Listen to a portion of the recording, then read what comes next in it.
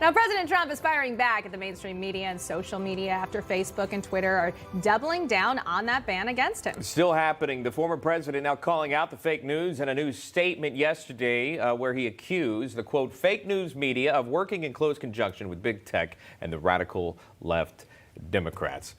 Joining us now to discuss, Jason Miller is joining us live, your senior advisor to the 45th president of the United States, Donald J. Trump. Jason, always great to see you and good to have you here in studio. Good morning. Good to be with both of you. You know, lots happening with this. A lot's breaking on this front. And a lot of folks feel like if there's any association with the former president of the United States, those voices are silenced, at least on big tech, on big social media platforms.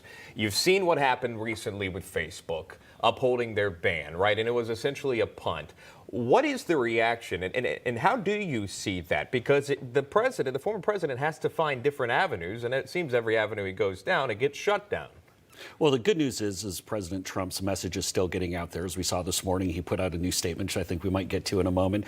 We've been getting those out at a pretty healthy clip every single day, so I've got my typing skills back in action as he belts out the commands. But here's what's going on with big tech. They don't want President Trump or anyone even associated with President Trump, conservatives, to have any sort of voice on any of their platforms. So with Facebook, they gave the indefinite ban, then they came through and punted, like you said. Here's the reality. They don't want President Trump on there, and they're so triggered, they're so out there that even if a fan account goes out there and says they're going to start posting President Trump's press releases, they shut them down, even if it wasn't part of our operation. And the president issued a statement on big tech and the far left perpetuating the notion of the big lie in the 2020 election.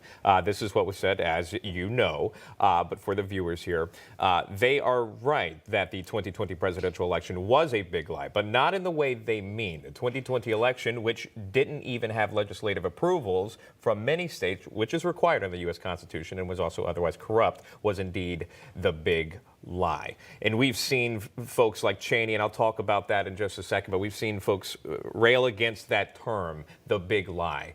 Your thoughts on that? Well, I love how President Trump has taken the media, the mainstream media's words, and turned it back around on them. All you have to do is go and Google Molly Ball from Time Magazine. She wrote a great story a month or two back about how big tech and certain mainstream media outlets got together with Democratic activists and really did their best to try to rig this. So think about it, Sean, for a moment. Why didn't we ever hear about the Tony Bobulinski scandal during the election? Why was there Twitter and social media blackout of Hunter Biden's laptop, the New York Post story that was out there? Why was there no coverage to, for example, the Arizona recount effort that's going on, or the fact all these changes happened without legislative approval? It's because the media did not want President Trump to win. So he's taken a page out of the Democrats' playbook, take their term and dump it back on them. Is the former president watching what's happening in Arizona right now?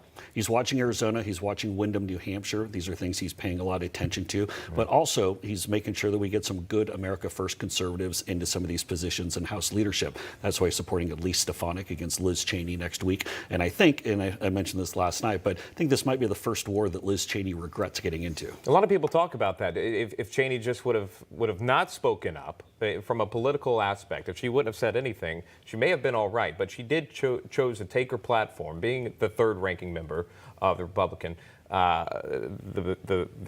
Republican Party in the conference, rather.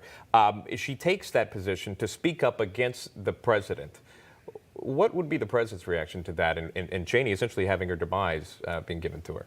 Well, I think many folks see it as purely just being about personality issue, or is someone with President Trump or against him. Yeah. But so much, you got to keep in mind, President Trump really changed the Republican Party. The fact that we no longer support going into these endless wars. We want to get a tough border, want to have better policies. We want to stand up to China, for example. And so Liz Cheney, for a long time, has been advocating positions that are far outside the mainstream for activists around the country. And this is about time that someone called her out for it. We'll continue to follow that one as well. I've got to ask you about this, and you alluded to this when you first sat down, about the most recent statement put out by the president, his battle with the Federal Election Commission. Here's what it says, and I'll read it to you. It says, the FEC in Washington, D.C. has totally dropped the phony case against me concerning payments to women relative to the 2016 presidential election. It was a case built on lies from Michael Cohen, a corrupt and convicted lawyer, a lawyer, in fact, who was so corrupt he was sentenced to 3 years in jail for lying to Congress and many other things having nothing to do with me. I thank the commission for their decision ending the chapter of fake news. He says, between two sleazebag lawyers, Michael Avenatti and Michael Cohen, we were able to witness law and justice in our country at its lowest. I'll drop that right there and have you respond. Yeah, well, when we're off the air, I'll tell you about the first version of the statement. So we got a little I'd more. like to hear we got a that. little more of the PG version here. But obviously, President Trump was pretty fired up about the false claims that Michael Cohen and Michael Avenatti were out there making. Of course, this goes back to the Stormy Daniels nonsense. And remember, Michael Avenatti was breathlessly taking to the airwaves of CNN as they were touting him as a presidential contender, and now he's doing push-ups in the prison yard. But the fact of the matter is, this has been a number of years in the making. The lies from Cohen and Avenatti. Finally, this is cleared up. This is put to rest, and President Trump's taking a little victory lap this morning. All right, Jason Miller joining us live this morning. Always great to see Jason, advisor to President Trump. Hey, I'm Rob Finnerty. Thanks for watching. If you enjoyed this video, please join the conversation in the comments below. Don't forget to subscribe, too. Hit the bell icon to be alerted to breaking news. And remember, there's a whole lot more on Newsmax TV, America's fastest growing cable news network. Newsmax TV, we're real news for real people.